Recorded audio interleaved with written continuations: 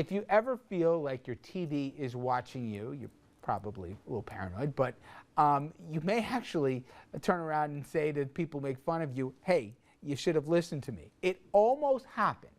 Intel has just dropped plans to affix a face recognition camera to the new web TV box. Originally, the company had planned to put the camera to try and get demographic information about you and your viewing habits. Real simple. You sit, you turn on the TV, there's a camera watching you, recording you. You may ask, why did they do that? Well, they wanted to use the information, not just when you say, oh, well, 3 people in the household, 3 people. Actually, how many people are watching TV? When are they focused on the TV? Are they looking away in the commercials? Are they paying attention in particular to one thing? Are people getting up and going to the kitchen during other parts of it? They wanted to micro-target advertising more efficiently, but the plan, it's kaput for now. The web TV chief of Intel, he told the Wall Street Journal that the plan was scrapped, at least for the first generation box. So it's not dead, it's just been shelved for the moment. But this really speaks to a much bigger issue here, and it comes to the erosion of privacy. Now, I want you to think about it. And I'm the same way, so it's not like I'm saying what some people are doing. It's me too. From the minute you get up and you grab your phone, and the minute you step in your car, your movements are being tracked. Whether you acknowledge it or not, your phone is basically sending off a sensor that they can find you at every time. You're in the car. Now, whether you know it or not, all new cars that are coming out are going to be able to have a tracking device that will be able to do the following.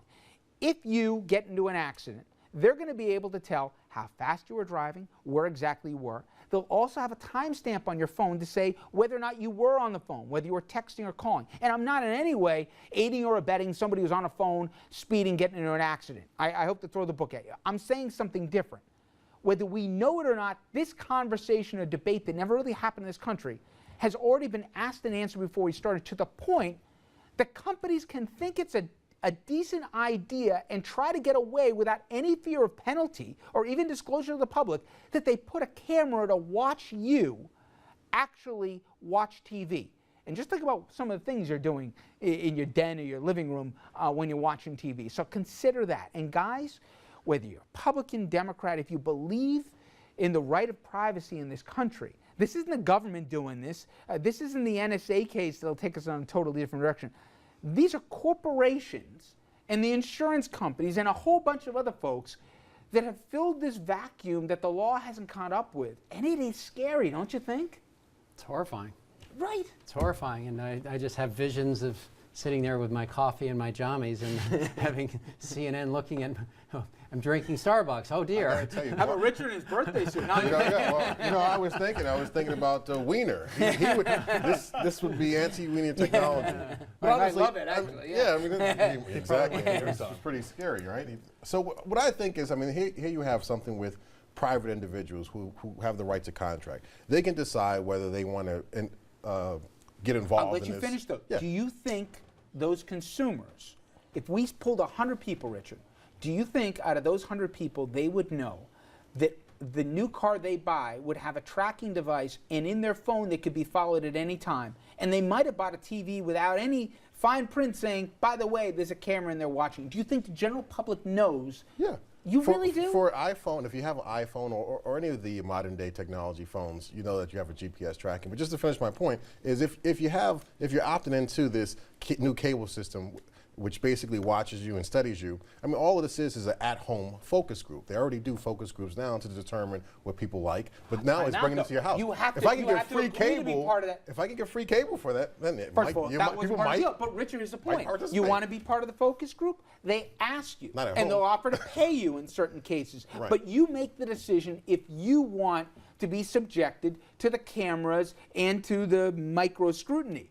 These things are happening without your voice. They're just happening. And I'm amazed, Andrew. People in their 20s seem to say, whatever. They're doing it anyway. It is a generational thing, I think. There's no expectation of privacy in the public. We have cameras all over the place. But when you're at home, you deserve an expectation of privacy. See, I disagree. I think there actually is still an expectation of privacy that people aren't aware they have given up. Yep.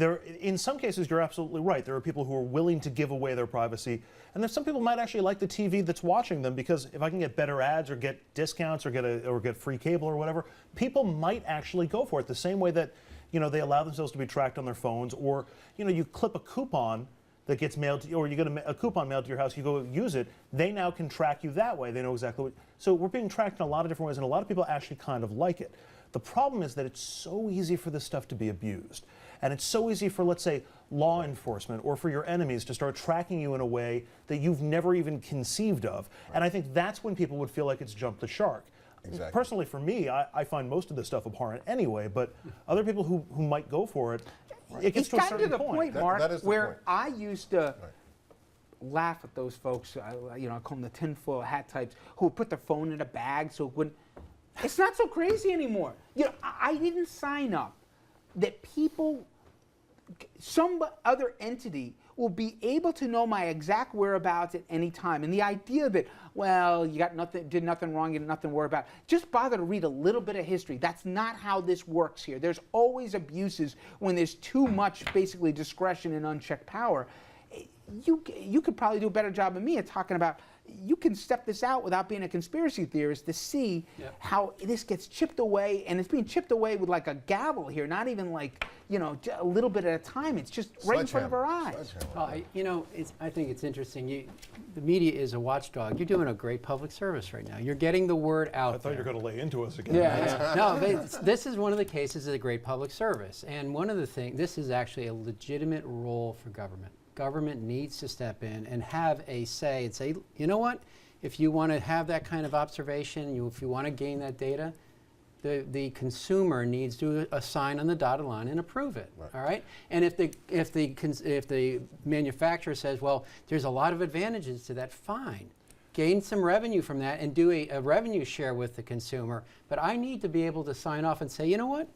You're not going to see inside my living room in my jammies without my sign-off. But I also think there need to be better protections for what that information is used for and how it's used and by whom it's used.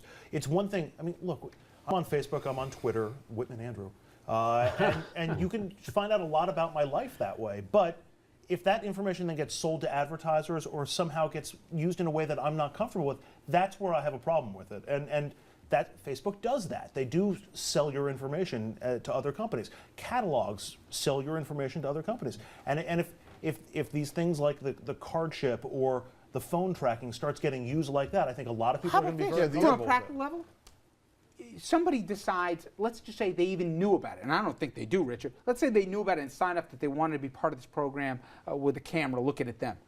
Something goes wrong in the house. Insurance companies are going to demand that they want to see the imaging from what's going on within the house. Now you're almost guilty till proven innocent in your own home, in your own car, on your own person. It's up totally doing a 180, flipping on its head the idea of some of the basic rights that we thought about. And by the way, the Obama administration, there was talks about, well, maybe we need to revisit the Fourth Amendment, which is scary to me. We never talked or debated this thing in this country. Because of 9/11, for good and decent reasons maybe, we just had to do certain things. But this has gotten way out ahead. And it's not even the government. Private corporations, major business is deciding this for us for a bottom line. And they never ask. They're just taking. And I agree with Andrew.